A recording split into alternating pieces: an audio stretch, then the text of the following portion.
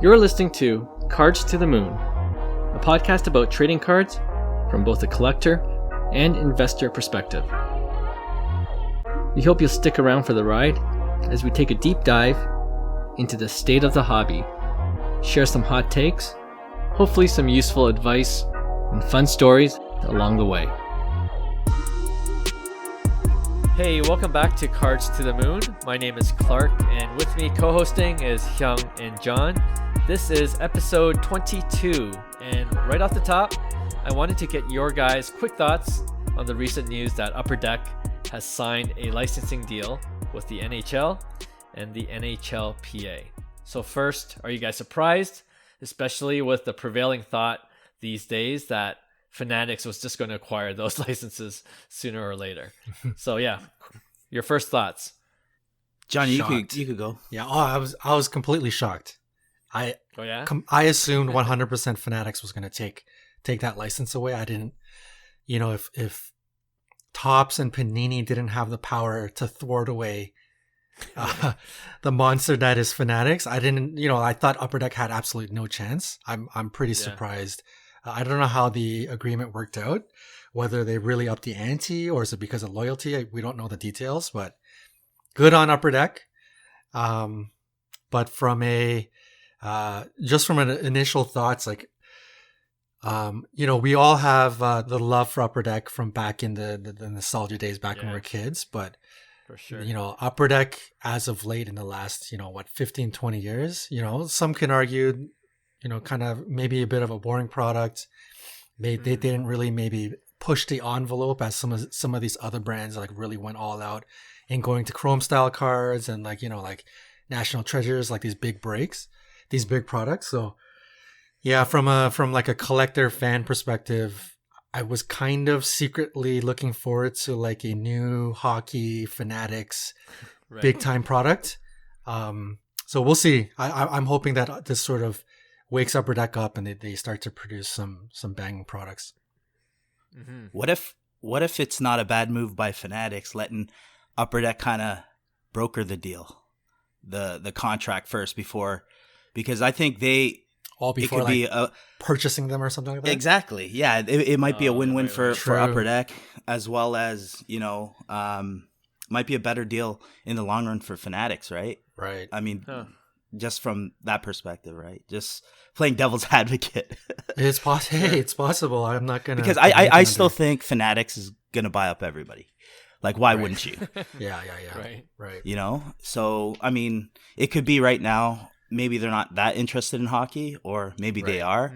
And you know what? It's maybe down the line. Sure. Yeah, that's a real possibility. Yeah. I have a feeling more than the hockey, they're just really interested in the Jordan and LeBron lifetime autos. Right. But I don't really see Jordan signing too many autos because it's like the exclusive deal, right? So yeah. But maybe that's another reason why Fanatics is in too, right? Or it would be actually what's called desirable by Fanatics, right? You get kind of like that exclusivity. Yeah, no, it'll be interesting how it plays out, but let's just assume that Upper Deck has no plans right now to sell.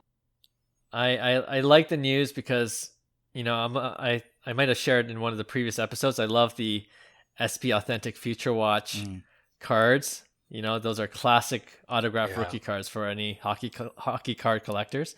So I'm glad that will stay.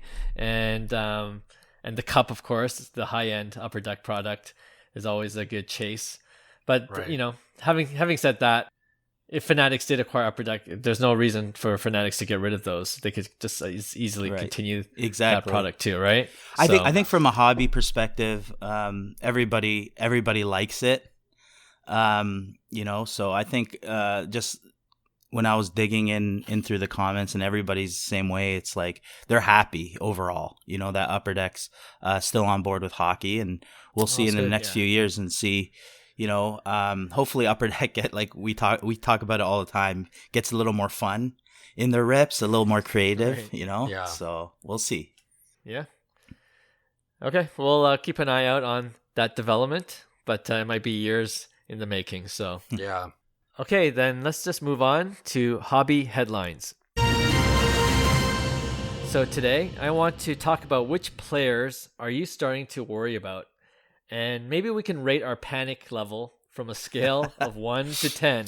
Okay, 1 being not worried at all, to 10 being where's the panic button? All right. So I think that'll be fun to rate some of these players that we have in mind. But the reason I bring this topic up is really the Kansas City Chiefs. And if you've been following football, who would have predicted they would be 3-4 after 7 games? Mm-hmm. And their last game was dismal. They lost 24-3 against the Titans. Like, I can't even remember the last game Mahomes didn't throw a touchdown. Like, it's pretty incredible. Right. What how far the Chiefs have fallen this season. And they're only a game under 500, but still, when you're expected to go to the Super Bowl year after year, it's an interesting development. Yeah. So speaking of Mahomes, let's start there. Are you worried about Patrick Mahomes? Are you looking to sell if you got some of his cards? What's your general panic level? 1 to 10. For me, it's probably about a 5. I'm not too panicked by it. I think a lot of people who've invested a lot of money at the peak are kind of more in the panic of deciding. I think people who've invested in Mahomes, long term, I think this is just kind of like you look at every successful quarterback, and I don't think you'll find too many successful quarterbacks like Mahomes along in the career, right? So he's going to go through failure. We can't expect him to produce at the rate he's been producing. It's really unrealistic if you think about it. And when you look at the bigger picture, you're going to say, in my opinion, that 2021, 2022 season was the dip, right? It was a good buying time, and Sure.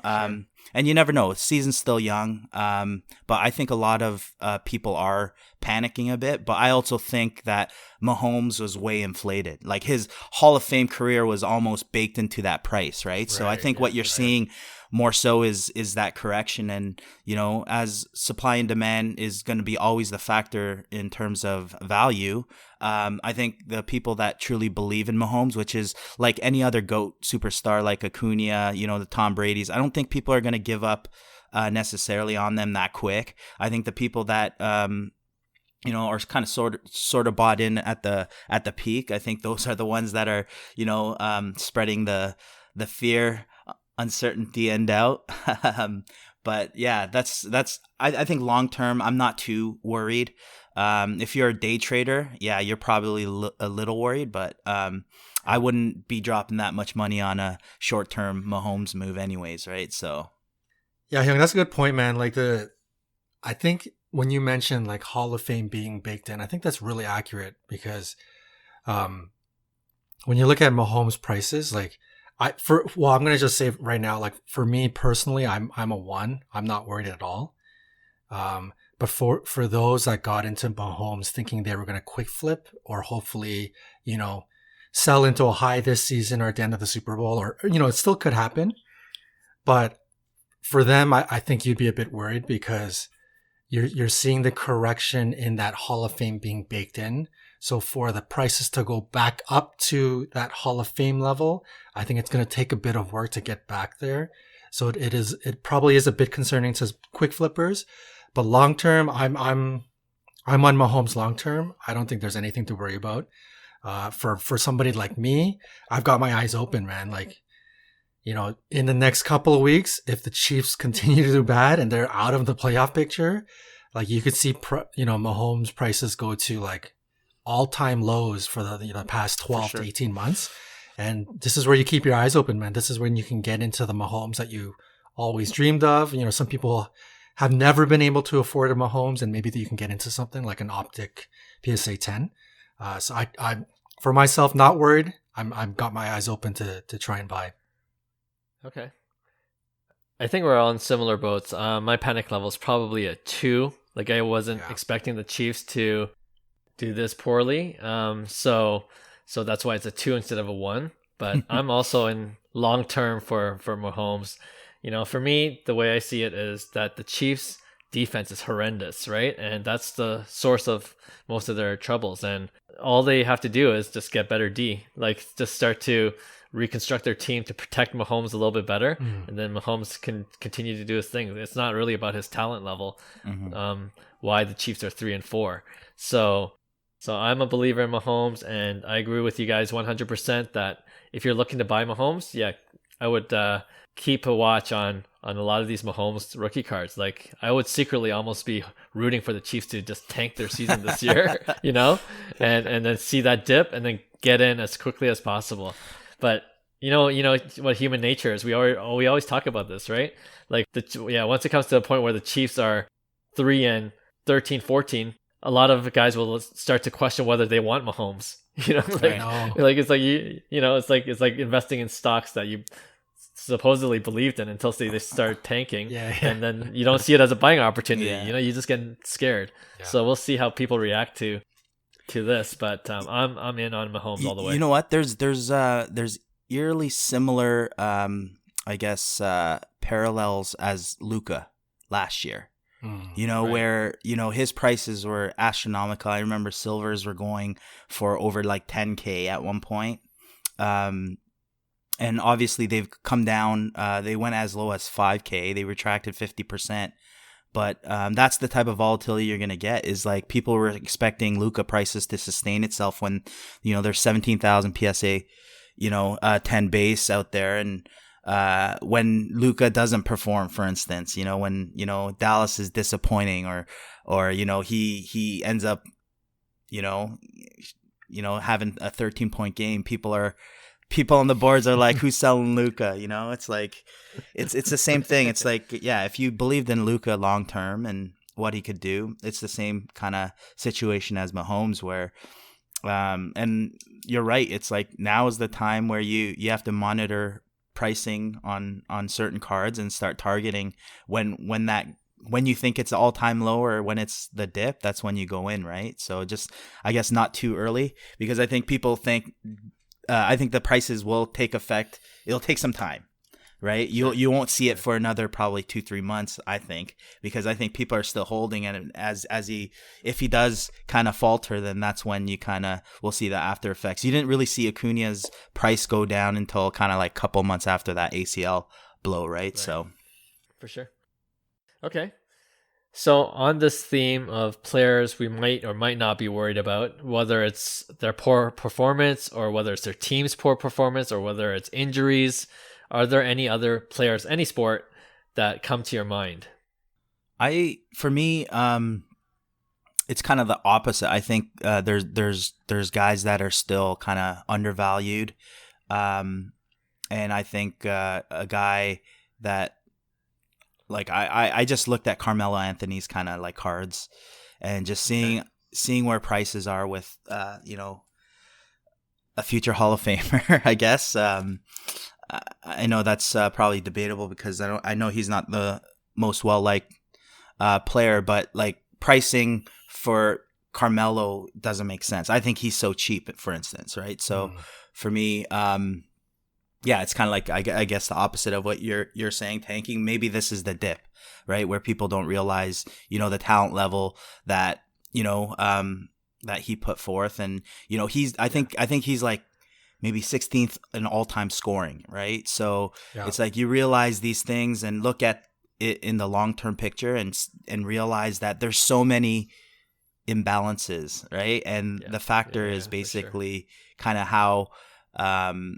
You know, how important they are or how relevant they are in today's society. And that's what kind of like the prices are into play right now. So, I think he's a good buy, in my opinion. So I just want to throw that out there.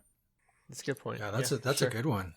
Yeah, I think Carmelo he's been a pretty polarizing player over the course of his career. He's not very liked for many reasons, mostly because play style, ball hog, whatever you name it, just doesn't play to the style of like what people would say, quote unquote, a winner. But Hyung makes a good point. Like, his cards are low. I think he's absolutely bang on about there being some opportunity here, because what you see in a lot of these pros and I think Carmelo should go in the Hall of Fame personally.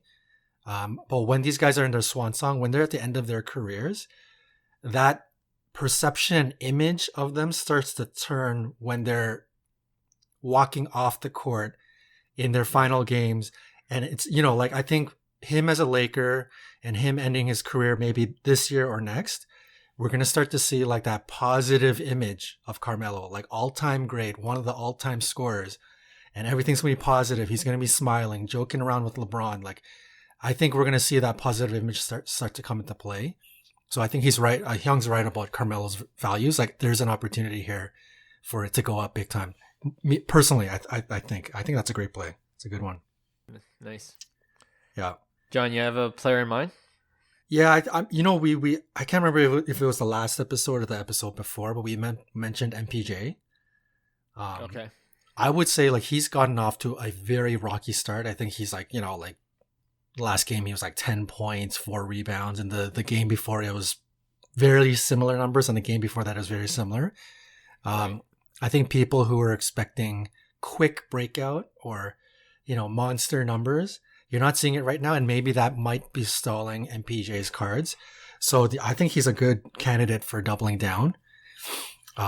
Like we mentioned before, and we recommended. I like MPJ still as a buy because his cards haven't really moved big time. And then I would double, like I'm very, very closely, and perhaps I'm biased, but I'm very closely looking at Tatis. Like his cards just continue to go downwards, and I'm looking at it very closely. I don't know why. I think he's probably, I don't know when the announcement's going to be made, but he's going to be announced probably as the MVP, NL MVP. Right. Yeah, I don't know why his cards are going down, and it's not just base. Like it'd be one thing if the base was going down because pop numbers are at 17,000, what yada yada yada about base. But other cards, like big cards, are going down. Like this week, I was trying to target the PSA 10 foil board. And that's a card that normally goes for about $4,000. And on PWCC auctions, that's another story in itself. I had a gong show trying to like bid on things, but it ended up selling for $2,200. Yeah, right? that's probably, Wow. Johnny, that's probably what you're mentioning about how like people couldn't log on, because I was reading that on the were they forum having as well. I don't know if they were having problems, but everybody was saying what happened here. Like, can I like I wish I was bidding on this because I would have bought that for $2,200. Yeah. So I don't know if that might be a PWCC like problem that happened, or if that was like a Tatis like kind of like a market, like, or it was just a deal, at the end of the day, right? So yeah. but yeah, you're absolutely right. Tatis is a buy as well, I think. Yeah, for sure. Mm-hmm. So in terms of rank, let's start with MPJ. In terms of panic level, 1 to 10, what would you say? Oh, what am I panicking about MPJ? No, absolutely not. Like, in terms of on a scale of 1 to 10. okay, I can't put him as a 1 because Mahomes is a 1, and he's gonna be like on the stratosphere's Hall of Fame. So I'll put MPJ at 3. Okay. Good God, what scale are we using here? Because for me, it's like 5 out of 10 is like fail, like 50% kind of like, right? So it's like, I'm not saying it's like, but you guys are throwing 1s and 3s, so I gotta see what ruler you guys are using. Yeah. Listen, with those 1s and 3s, that just means we're just super confident, that we're not worried about. Okay. So 5, I'm not worried, but there's still risk, okay, right? 5, sure. Yeah, I feel like 5's on the fence. Okay. So that like just so we're on the same page here. Okay. Okay. How about you, Hyung? How would you rank MPJ? See, I really like his upside. And he's still young. He's dealt with a lot of injuries, and we've said it all the time. It's like, long term, I still believe in his talent, and I'm not too worried, like John says. But if you're comparing it to like the Mahomes, he's obviously a higher risk. He has to establish his career, so I'm gonna probably say about a 6 to 7, on the risk scale. But again, that's using my ruler. Right. No, I get it. Yeah. I would say a 5. Like, I've always been concerned about his health issues even before his rocky start.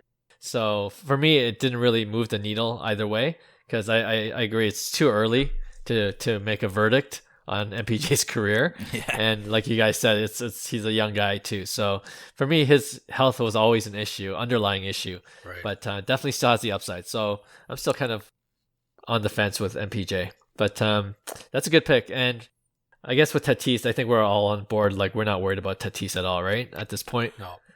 Not at all. Tatis, Double down, baby. Double down. Yeah, I mean, Double down. we got to remember, it's like, just follow the professional teams, what they do. You think San Diego would invest, $300+ million if they thought he was going to be a flop, I would rather trust their professional scouts and kind of like where the money kind of goes and, roll the dice on that. So That's true.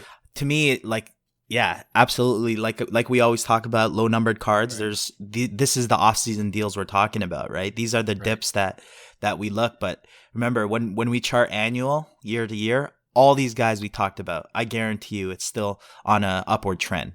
From 2018, or 2019, as far as the rookie goes, right? So, yeah.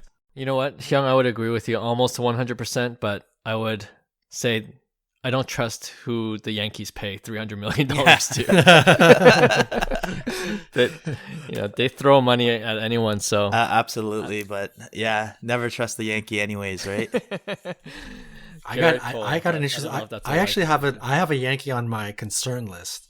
Okay, let's hear it. I'm actually going against one of your recommendations not too long ago, and I'm putting Aaron Judge on the concern list. Okay. Oh, interesting. And the reason I say that is, I think everybody puts so much emphasis on the quote unquote Yankee market and how big it is and how much people are buying in New York. I feel like that marketing and that image is a little overinflated. I don't think outside of New York, many people, if at all, like the Yankees or follow Yankee players or have Yankee players as their favorites. Like, I think people are outside of New York. I think people are buying Yankee cards because of the quote unquote Yankee market. Like, that's all the only reason why they're buying it. Like, I personally I'm not buying, Stanton or Aaron Judge. So, like if you look at Yankees that have gone up in value or all time, like we're talking like all time consummate pros like Jeter, Mariano Rivera, and so forth, and some of the older guys. Reggie Jackson is one of the like not so super old, but like we're talking all time, right? Like that's when people are like, oh yeah, I really like it's beyond just like a Yankee market. But in terms of that, yeah, I don't know. Like I feel like this Yankee market is a thing, and I'm not so sold on it, man. Like I don't know where Judge's cards are gonna go. I would be concerned that he may not go down as an all time, and like if there ever is an influx, like a spike in his value, and you're holding on to Judge right now, I'd be one to be like, you know what, when that spike comes, like you should sell.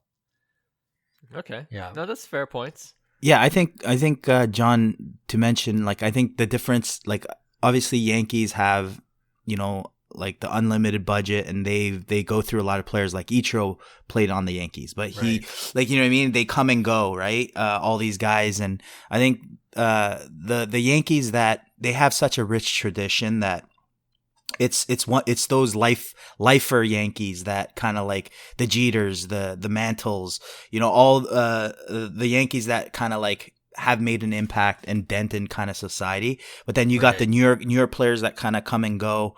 And I feel like Aaron Judge is flirting with that kind of like that line, whether he's going to be that lifer, right? So I still think he could mash. I think I want to, like, if he puts up like 50+ home run seasons, I think there's going to be a absolute spark in prices, right? Boy. So it's interesting because he's still at the age where I think from a baseball standpoint, you're starting to peak, or you're starting to play your best baseball, or you're mature enough where you're laying off certain pitches, especially as a hitter, right? So it's going to be interesting with Judge. I think based on his values, I think there's still a lot of opportunity based on his upside. But it could go both ways, because Judge has always been interesting in the hobby, kind of like Cody Bellinger. You know, Right. like where it's like, Yeah. you know, I remember Bellinger had that unreal season, 47 home runs. He won MVP.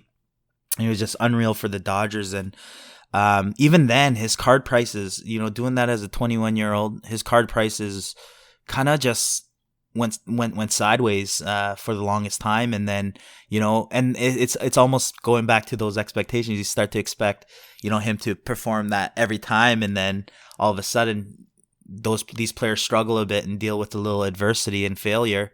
You know, prices start tanking, right? So it's kind of like similar in terms of that. So are you guys worried about Cody?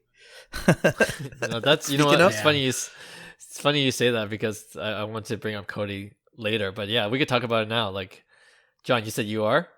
Oh yeah. Well, I think we talked about Cody before. I think I had him on one of my hot takes about like being out of I the league remember. or something. I'm 100% concerned. I think, you know, he came back to life a bit in this playoffs. You know, the great, you're batting you know, a $110 for the season, but you come up clutch in the playoffs. So I think he salvaged a lot of his, you know, perception and market value. But I'm still concerned, man. I didn't like the numbers that he's been batting the last couple of years. So yeah, I wouldn't be on him, and I don't know what to think of. I don't know what to think of him for the future. Yeah. I mean, when we talked about him during that Hot Takes edition a few weeks back, I was pretty, like, my panic level was probably a 3 or 4. Right. Since then, it's probably around a 7. Like, it's definitely, he's one of those guys I'm starting to really worry about. Like, I don't know which Cody we're gonna get in the next season. You know what I mean? Right. Like, it's a flip of a coin. Like, is his health gonna be always a factor with him moving forward? Right. Yeah. So, like, I thought it was a good buying opportunity a few months ago, but now, yeah, I think there's better ways to spend your money. So, and with Judge, I'm still a believer. Like, Hyung's made some of the points, but I think he is one of those guys in the Yankees organization that they love to market. Like, Right. he's a friendly guy, even off the field. You know, Right. like, he does so many charitable things, and I still believe he can mash too. Like, the only thing I'm worried about is his violent swing. You know, those guys, they got to watch their oblique. You know, if they miss a ball, you Oh, know, yeah. They blow their strike neck out. muscles. It looks Yeah, like he's got like- plenty of neck muscles, so I don't think I'd be too concerned. Yeah, he has a few of those. But yeah, I'm still a believer in Judge. So for me, the panic level is still around like a 3, Yeah. 4. But it's still low. But no, it's a fair point that you brought up. Yeah, it might be unfair to use Judge. I think the bigger picture point I was trying to make is this whole perception of like investing in the Yankee market, or like really going in on Right. guys because the Yankee market is so huge. Yeah. And you know, there's all that hype about like Volpe and Jason Dominguez and all those kind of kids, and you know, like Glaber, when he was out, he was like just Yeah, there you torching the hobby on fire, right? Yeah. So, and Yankees, like New Yorkers are, you know, they're harsh, man. It's like Philly, you know, Toronto fans Right. with their hockey, Montreal fans with their hockey. Like, you don't perform, like you're gonna really feel it, like mentally, right? Like you're gonna get crushed as a player. So, yeah, I never downplay that either. Like, it must be tough For when sure. times are tough for Aaron Judge. He's reading it in the papers, blah blah blah, this and that, and yeah, something to think about. For sure. Well, going back to Bellinger, how about his teammate Mookie Betts? I want to throw out a couple more players before ending this segment. I want to throw out Mookie Betts because, you know, I think a lot of people were expecting more of Mookie Betts in the playoffs, and he performed okay. Like, it wasn't bad, but when you performed at the level Mookie's performed in previous seasons, especially with the Bo Sox, you know, you're expecting a lot more from Mookie, right? So Mookie Betts is an absolute buy, in my opinion. It is no question. Like, that guy is so underrated. I think, and for me, like, I've seen his prices so cheap, and then I've seen them so high. You know, when he got traded to the Dodgers and they won the World Series, his prices were skyrocketing. And then they kind of tanked this year because he had kind of like, I guess, I wouldn't See, that's the thing. It's like it's not even a subpar season, right? Like it's just. Yeah. I mean, he's good, but he just didn't. He wasn't lights out. We'll say, right? He didn't hit, his 300 or 290 with 30 plus and 100 plus, right? So, but for me, Mookie is a buy because I just see how cheap his prices have gone, and there's some sneaky, especially his Bowman Chrome autos. I think based on comparables to other type of, I guess, Hall of Fame caliber players, I think he's a good opportunity in this offseason. And my panic level for him is like literally, I'd say like a 2. And that's really low. That's like using my there you go. Yeah. Using anyone's ruler, we know that's not panicking at all. How about you, Johnny? Yeah, Mookie's sort of in that dead space where hobbyists have took all their money into the hype and are buying up all the Tatises and Acuñas.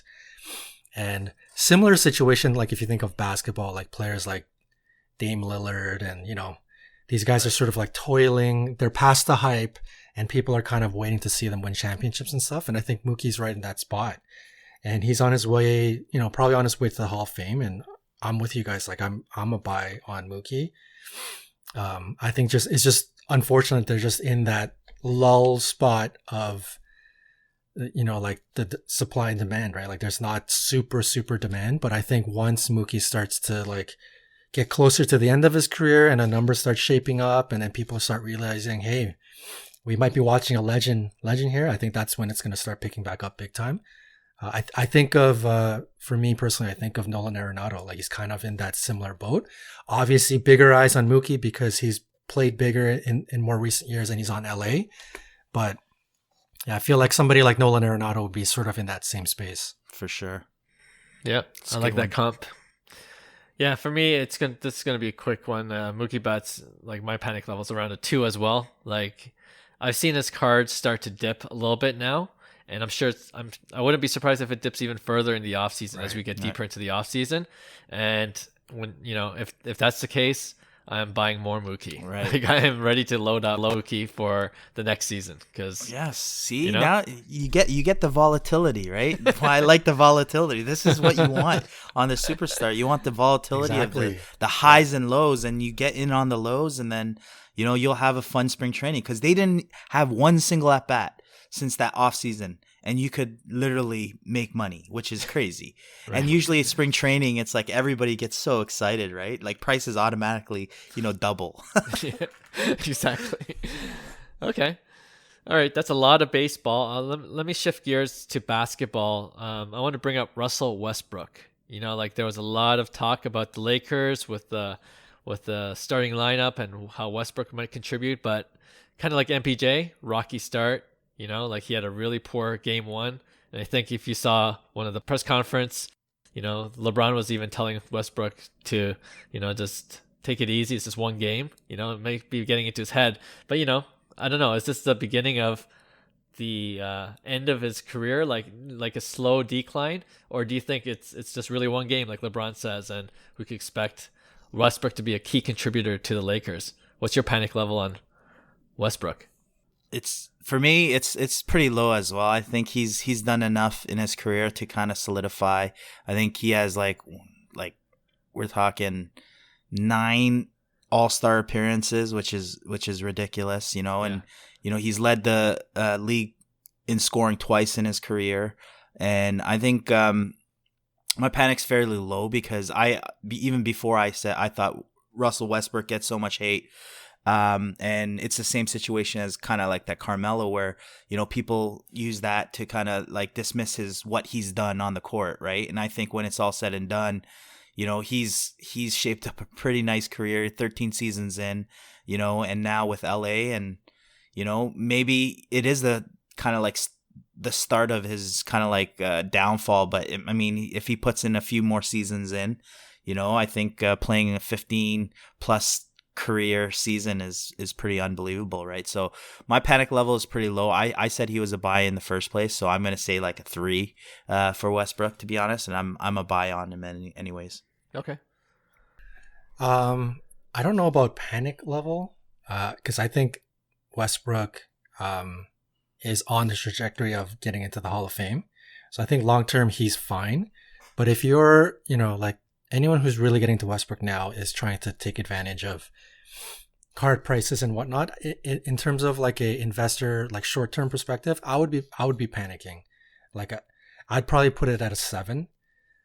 He saw, like, for me, everything I've watched in Westbrook, he's elite when there's ball to go around. When there's not enough ball to go around, and we've seen it in the past, when he's in that role player position, he can't be his full self. And I think when he just relies on taking jump shots here and there, like, that's not the game that he's designed for. He's designed to get the rebound, full court press, like he goes all over the place, high energy, like that's his game. So I don't think he's going to be able to play that game in Lakerland. So I would be, like whatever spike we saw in Westbrook, his career had a huge resurgence last year, right? So whatever hype is left of that, I would be, if you're in a short-term investment world, I would be selling right now. Yeah. And I said it last week, like I think the Lakers, personally, I think they're very overrated. I don't think Westbrook is the answer. We'll see what happens for the rest of the year, but it's still a long season. Yeah. Yep. For me, I think I'd be selling Westbrook. But, long term, if you're holding and you think, 3-4 years from now when his career is done, he's going to head to Hall of Fame, I think he's a solid one. But for now, yeah, I'm selling. Okay. I mean, Lakers are overrated. You think so? I think so. Yeah. If Westbrook doesn't work out, they have AD. If AD doesn't work out, they have Carmelo. If Carmelo doesn't work out, they got LeBron. They got too many. I love AD. They got too many geezers, man. That's true. They're getting up there in age. But yeah. You know what? I agree with you in terms of short-term investment. Like, I was hoping for the best with Westbrook, and I was hoping that he would just come out of the gates and show me something. Right. And even in the first 3 games, and the Lakers looks like they need a little bit more time to gel together. But I think what I saw in him with Washington, he can lift up the Wizards to be a better team. And I agree. I don't think he's a role player. Like, he's a triple-double machine when he could play with the ball most of the game. Yeah. And I don't think he's going to get that in LA. But yeah, like you guys, long-term, it's more of a long-term investment. If you get it cheap, just hold on to it. People will see all those triple doubles like I was just talking about, and just the career stats that he's put up is pretty impressive. But if you're looking for a bump in terms of him being an MVP caliber type player, I don't think you're going to see it anytime soon. Yeah. So yeah, I think for this segment, I guess it's always good to check in on certain players that there's always been a lot of hype on. And then, reality always hits for some of these players in season. And it's always good to gauge where our panic level is if we're selling or buying. But looks like for most of these guys, we still have patience, except for Bellinger. Okay. Let's move on to our next segment. It's kind of related to what we're talking about, but and we did this a couple of times before. It's called Dead Wrong. And for first-time listeners, it's just a way to keep ourselves accountable. But this is where we talk about some of our dead wrong moves or decisions we've made in the hobby. It could be a player we invested in that didn't work out at all, or even the ones we passed on and they did extremely well. It could be anything hobby-related. So who wants to go first and share one of their dead wrong moves in the hobby? I'll shoot at it. Okay. Well, can I say Mitch Marner? Just in a span of a couple of weeks. That's quick. No, I still believe in Mitch Marner. He's just going through a rough patch here. But my dead wrong, actually, it's going to be more not a card or player related. It's going to be kind of like a category, which is F1. And for me, I grew up from the hood.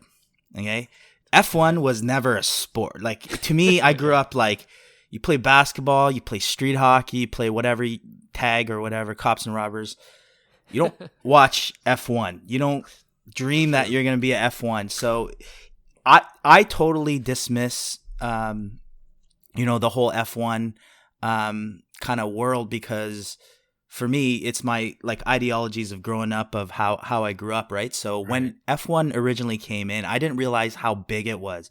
And me being all about, marketing and business, it's like you look at the sponsorships, such as like Rolex, all these high end sponsorships, and you look into it more and more and see how big the logistics and operations to run one of these cars, and then the payouts, like Lewis Hamilton, for instance. And then you look at card prices like a Lewis Hamilton Sapphire at like 2K. It was even higher at one point. So it's like, for me, I totally dismiss that whole industry. And I still think, obviously, there's a lot of, especially with that whole Netflix show as well. I think you realize how big and kind of like where the money is, kind of, right? So it's a kind of like a beauty of both worlds, where the industry itself is absolutely massive and the money is there. So for me, I personally totally kind of laughed it off when it came out, and I had opportunities to buy really early, right? So yeah, that's, for me, that's my dead wrong. I was completely, and maybe it's just a trend, right? We look back and the F1 dies down, but I don't see it dying down, to be honest. Based on kind of like Lewis Hamilton prices, man, that guy is the GOAT, right? So for sure, that's a good one, because I'm in the same boat as you, man. I never grew up watching F1, NASCAR, any of those car race type events, and totally hear you. But you know what? Like, I think Netflix plays a role in it too. Like, the spotlight on the sport now plays a role in it. Like, I just saw a Schumacher documentary. I don't know if you saw it on Netflix, but But like, I didn't know anything about the sport. I didn't even really know anything about Schumacher, except that he's a big name in the sport. But after seeing that, and after seeing like the fans in that sport, like, it's a whole new world that we just were blind to, but it existed. You know what I mean? So yeah, totally agree. Good one, man.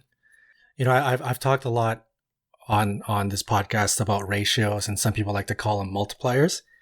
And we when we explain ratios, and when we talk about some of our how we got into certain steals and certain good cards using ratios, we sound like we're a bunch of geniuses, but far from the case. So I'm going to actually use a dead wrong of where I was completely wrong with the ratio. Okay. So back, I think about 12 months ago, when cards were popping off, and I think Luka Prisms were around 1,200, I think, US, 12 to 1,500. I don't remember the exact numbers, but during that time, Optic, and we all know Optic at one point was number 2 in terms of like branding, but generally Optic was sort of trading at around 80% of Prism. And during this time, Optic started to kind of go down as a brand. All these YouTubers were talking about how Select is underrated, and I love Select, blah blah blah, and Select started to make a surge. And Optic started to really come down. Like, Luka cards weren't really coming down, but Optic was coming down. And it came all the way down to 50%. So at the time, the Luka Optic was trading for like 650, 700, while the Prism was in sort of like that 12 to 1500. It was at 50%. So in my mind, I was like, man, this is, I don't think it's going to stay here. I think this ratio is going to hold up. And I think Optic is, I don't know what's going on here. People are sleeping on it all of a sudden. So I went in on, I doubled up on two Lukas at that point. And I was like, what, using my ratios, I think I'm going to win here. And fast forward to today, 12 months later, and Optic is still at 50%.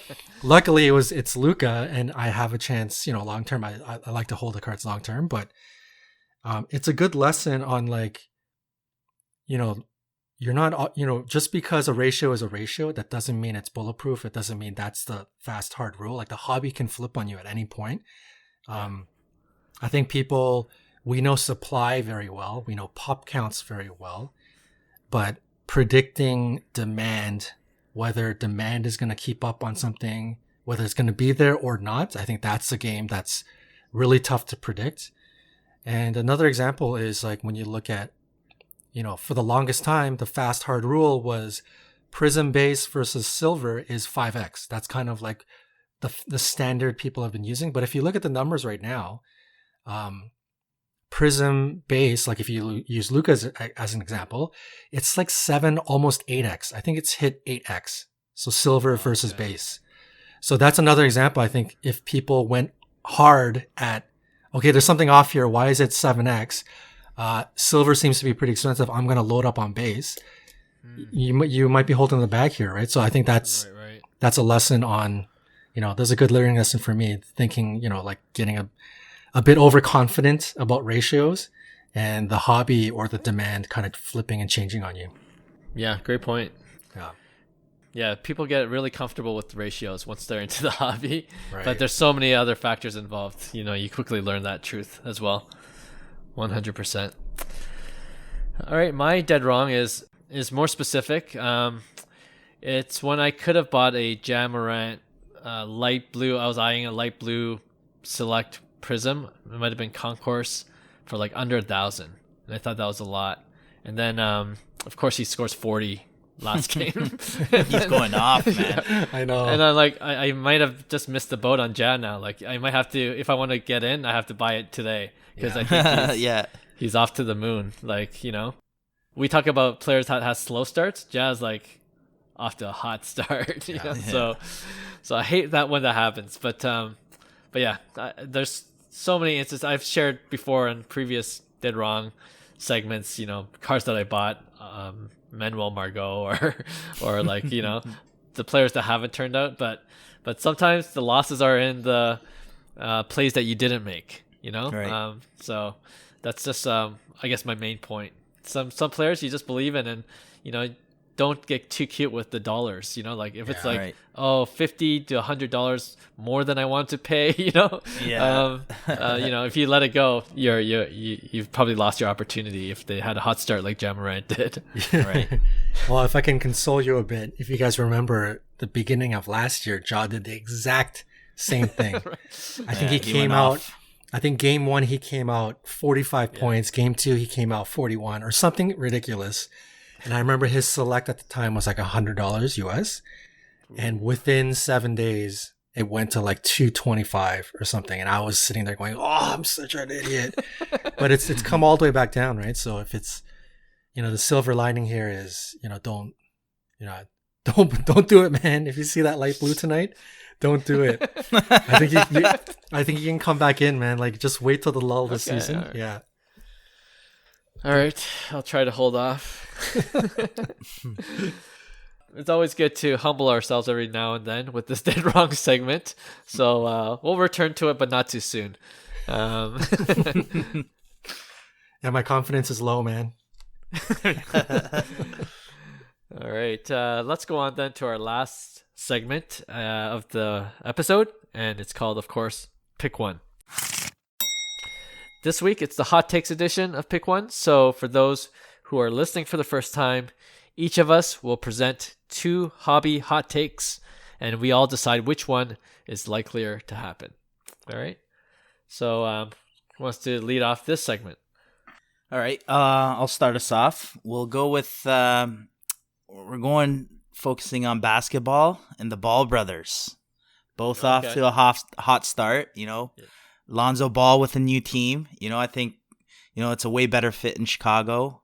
They're 4-0 to start the season. So I'm going to say Lonzo Ball takes Chicago Bulls to the finals, to the NBA finals this year. Versus his younger brother, all right, the more touted LaMelo Ball takes Charlotte to the NBA finals. Who's your pick? Nice. So the finals this season or this season? We're talking this season, yeah. This season. Okay. All right. Well, it's the Hot Takes edition, so we're going hot takes all the way. I'm picking LaMelo, man. I think it's easy to pick Lonzo, but I'm gonna say this: Chicago has a whole bunch of now they're veterans, and these are all veterans that haven't really had any playoff success. Right? And we're expecting them all of a sudden to have this amazing chemistry and have amazing playoff success. I don't know. I don't completely buy it. And there's pressure. I think Chicago has pressure from the media to try and win. Like this is a team that's built to win. Charlotte, on the other hand, they're just playing free-flowing basketball. If you look at Miles Bridges, it looks like he's about to take a huge step forward. He's like dropping 30 a night. They have a bunch of players injured like Rozier and PJ Washington, and they have that new kid, James Bouknight. Like, I think they have zero pressure. They're playing fun basketball, and I think they could surprise. You know, like one team's got pressure and it's full of veterans that haven't proved they can win. And one team has a whole bunch of youngsters that have nothing to lose, have no, you know, there's no jury out on them whether they're winners or losers. So I'm gonna go all the way, man. I'm gonna say LaMelo is gonna take Charlotte to the finals. All right. I thought this was an easy one when you first presented it. Like, I was going LaMelo too. Like, LaMelo's a stud, right? Even in his second year. But then I believe in the Bulls, man. You know, like having. I guess that's the big difference between John's take and my take, right? Like, do we believe in the team Right. that Around they'll him, gel pretty together? much. Yeah, and you know, Lonzo looks like he's playing with confidence. Maybe this is the right setting, the right environment for him to really thrive. And so far, so good, right? Like this early in the season. So, and Lonzo's, you know, he's got talent too, right? Like he's kind of maybe a little bit overshadowed now because of his younger brother, LaMelo. Like, Right. yeah, I think Chicago's got a great shot to make it all the way, and I think Lonzo will be a key contributor to that success. So, for me, it's Lonzo. Nice. Fair. Yeah, this was tough for me because, you know, like part of me wants LaMelo. Like but I actually see kind of him doing something stupid like that, right? Where, you know, kind of like similar to kind of like Tyler Hero, you know, in his first year as well, right? So, but yeah, I think for me it's more of Chicago and what they've done with that team. I think, and we'll see, because Chicago played Detroit twice and the Raptors once, and some other, I think the Pelicans. So that was their 4-0 schedule. So it's they haven't really been put to the test, but I do like what I see with Chicago, and I think more realistically on these hot takes, I'm going to go with Lonzo and Chicago Bulls, because I do believe that they're an actual contender, right? Whereas I want to see LaMelo do it, but I think they're going to do special things, even if they, you know, make playoffs and, you know, have a little run, but I just don't see it them getting deep into the playoffs. So I'm going to say Chicago. They might actually meet each other in the playoffs. That'd be pretty cool. Yeah, that'd be cool. Yeah, that'd be cool. You know, even from a hobby standpoint, like if you want to make a good investment, Lonzo's probably your pick, right? Exactly. LaMelo it's the same is thing. Yeah. so high right now, but Lonzo you could get good deals for. Yeah, but then that's what I'm saying. LaMelo might be overpriced, but if he does something crazy stupid, things, you know, his price is higher, right, and that's when you kind of like take that flip, right? So yeah, 100%. All right, good one. John, you got one? Nice. Yeah. So I'm gonna put a Hobby Logic 1v1 hot take to the test. I'm gonna say pitchers in baseball will come back to strong hobby relevance, or defensemen in hockey will come back to strong hobby relevance. Oh man, that is tough, man. the D's. D-men and pitchers, man, there's zero love for these guys. Oh boy. Which one's gonna make the comeback? For me, this one's easy for me. You know, I honestly think there's a lot of value in pitchers as well. If you look back at like guys like Nolan Ryan, Sandy Koufax, like their values are still strong, and it's just harder for a pitcher to have that longevity in the career. But if you look at, you know, some of the pitchers that are still around, like Verlander, they've had tremendous careers where you look back and you're gonna be like, wow, like, you know, and that's why it's like the hobby's been so used to that kind of like pitchers get no love because you know, you don't know the longevity of their careers, the injury and stuff like that. But for me, I have zero interest in like hockey hockey defensemen, honestly. Other than a few years back when I was in fantasy hockey, I was like, who's my starting defenseman that's gonna stat the points, right? So for me, it's an easy one. I'm gonna go. Pitchers will come back. I think they're a great buy as well during this too, right? Some of them at least, right? So. Isn't Sandy Koufax and Nolan Ryan the only pitchers that have strong hobby relevance? Currently, right now, but we're still counting. Hey, listen, Clayton Kershaw is up there too now. Yeah, Kershaw. You guys got like Kershaw and stuff like that. But then if you go into like the Tiffany's, for instance, like the Topps Tiffany's of the older pitchers, I think there's a lot of they're not cheap as well, right? Like Randy Johnson and. Yeah, I don't know the values of them, like the Flair Glossies and stuff like that. Right. I think they get pretty rare, so. Oh man, this is a good one because I go back and forth because I think about the game of baseball. Like even in the playoffs, if you notice, like how many teams have put out a bullpen game? You know what I mean? Like no pitcher had pitched more than 2 innings, and that seems to be a trend. And I don't know if that's going to stop. And starting pitchers going no more than 5 innings, 6 innings tops. So the relevance of pitchers seems to be decreasing, generally speaking. And then on the flip side, the defensemen, like they're becoming a little more offensively minded. Like I see a lot more defense in the future, scoring more goals. Like the Erik Karlsson types back in the day, Right. and Morgan Riley is a perfect example. You know what I mean? Like just on the offense, and they could pad their stats in the offensive categories. So I see the defense in hockey being a little bit more relevant in the game. But that being said, I think from a hobby standpoint, like if you ask a passive baseball card collector, they'll be able to name some top tier pitchers, right? And if you ask a hockey card collector, it might be a little bit more difficult to name like top tier defensemen, maybe like a handful, Right. So there will always still be starting pitchers. I don't think it'll go to a completely bullpen type game. I don't think MLB will allow it. They'll probably instate a rule before that ever happens. So I think there'll be starting pitchers that are still relevant, and I think there are a lot of pitchers that can do tremendous things. Like, it's always amazing to see a no-hitter or a perfect game. Right. Those will happen, and I'm sure there'll be pitchers that do shine in their careers that way. And for that reason, from a hobby standpoint, I think pitchers will become more relevant rather than defensemen. Interesting. So yeah, I think it's easy when I look at the hobby standpoint. It's more difficult when I just see it as a sports fan in general, looking at the trends of the game. But yeah, I'm going to go with pitchers as well. Interesting.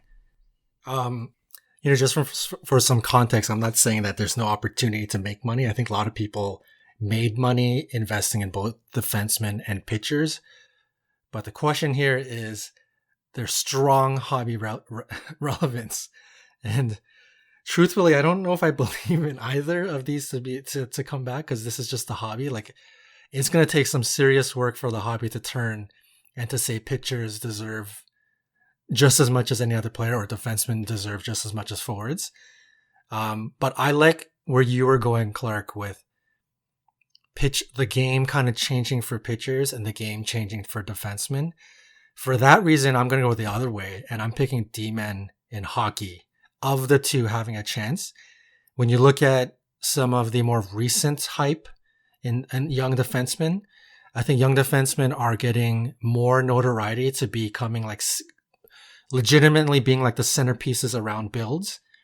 And you'll see that in card prices, right? You see it in like Quinn Hughes, you see it in Cale Makar. Like, these are like highly sought after hobby defensemen. It is sad to see like Erik Karlsson, one of the greatest offensive all time, like his Young Guns is trading for 170. I don't know what it's trading for, but I know it's like really, really low. But in terms of the future, I don't have too much hope for pitchers, to be honest. And I feel like there is a sliver of hope for D-men in hockey. So I'm going to go with D-men on this one. Okay. I can see that argument too, so it's all good. But yeah, I don't have a lot of confidence either to tell you the truth. You might as well just put catchers in that Yeah, that's true. 1v1. Catchers and goalies. Yeah. Yeah, there you go. All right. Okay. I'll end the episode with my pick one pair. And the first one is Connor McDavid will reach GOAT status when his career is over, versus Patrick Mahomes, who we talked about earlier, will reach GOAT status when his career is over. And to put into context, if you had a few $1,000s hanging around, which would you rather invest in? They're both. I think we all believe they're both going to be great players, but who would you rather put your few $1,000s in that you hold long term and you could see making 5-6 figures potentially? Do you know what I mean? Who's that guy? Who's that GOAT that you're going to put your money on? This one's really tough. At first, I was going to say Connor McDavid, to be honest, just because I feel like, I guess pricing could, but it's Upper Deck Young Guns again. Like, to me, it's like that's a kicker. Right? Like, I have so many options with Patrick Mahomes. Like, yeah. But for me, I think Patrick Mahomes has already done kind of like GOAT stuff. So for him to do it at such a young age, like we're talking only a select quarterbacks in the NFL, what he's accomplished already. And, the future is bright for him. So I think given that obviously both players stay healthy, I'm actually going to go Patrick Mahomes just because of, Connor McDavid doesn't have a cup, and, that's the question that always comes up, right? Is he going to stay healthy? Is he going to have a cup? What's the legacy? Is he going to leave behind? So right now, as of today, I'm going Patrick Mahomes. Okay. Yeah, that's fair. That's fair if you put, apples to apples, no injuries. For me, I'm going to put that injury risk into play. I think the nature of football is just way too risky to know. Like, I think Mahomes has already, as crazy as it sounds, he could, if he ended his career today, he might have a shot at the Hall of Fame, which is pretty insane. So he's clearly on that path of becoming GOAT status, and that's why his cards have been going to the moon. But the nature of football really scares me, and that's the worry about Mahomes long term. We don't know what exactly could happen to him. So for that reason, it's McDavid. And McDavid, he's putting up Nintendo numbers like year in and year out. It's insane. Last year he had 105 points in 50 games or something ridiculous. And he's going to do it again this year. And he's going to do it again next year. And he's going to do it again for the next 10 to 15 years, right? So it's just a matter of if and when he wins the Stanley Cup. I think he can do it. Maybe he'll win multiple. Who knows? But even if he doesn't, I think he'll be like a Mike Trout. Like, I think he'll be among the conversation of the greatest. Maybe he won't win anything, but he's going to be up there, man. I think I mentioned it last week. We're watching a generational player. Like, we are watching LeBron on skates. Like, this is what you guys are watching. If you guys don't watch hockey, watch McDavid. You're watching greatness on the ice. So it's easy for me. It's McDavid. Yeah, both fair points. Both good choices. I can't disagree with one or the other. I take your injury argument seriously too. Like, that's where I've been leaning towards McDavid because yeah, you're right. Like, football, you could get injured at any point, and he's already kind of been banged up already in this season. Right. And although Mahomes is great, like, Mahomes seems to be able to get out of sacks like he's a kind of a Nintendo type player too. You know what I mean? Like, yeah. You're just dodging all these D guys. But you know what it comes down to for me is to reach GOAT status, you got to win. You got to win the grand prize. Fair. Mahomes has already done it. Mahomes has done it. I don't know if McDavid's going to. He's going to put up his own personal stats for sure, like you said. But I don't know if McDavid will win a cup. Like, I hope he does. But the fact that Mahomes has already won it, and I believe if Mahomes stays healthier longer, he has a chance to win a couple more. And I think for that reason, Mahomes is closer to being to reaching that GOAT status. Of course, my original 1v1 was Connor McDavid's going to be better than Wayne Gretzky and Patrick Mahomes is going to be better than Tom Brady. Whoa. Why didn't we go there? That's hot takes. Oh. Yeah. But isn't it semantics? Isn't that same question? Yeah. You know, to be the GOAT, you got to overtake those guys, right? So yeah, it's true. So I just wanted to hide that fact, just not persuade you into one choice or the other. But I'm gonna go with Mahomes too, because he's already won. Yeah, and he might win some more.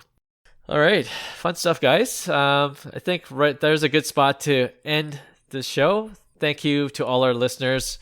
And if you enjoyed our podcast, we appreciate you leaving a positive feedback wherever you listen to your podcast. And we'd love to hear from you guys about any questions you might want us to dive into for any future episodes. You can reach us at Instagram at Cards to the Moon, all one word, or at 5cardguys, all one word as well. And you can also email us at hello@5cardguys.com. All right, thanks again all, and we'll see you next week. Hey, thanks for listening to Cards to the Moon.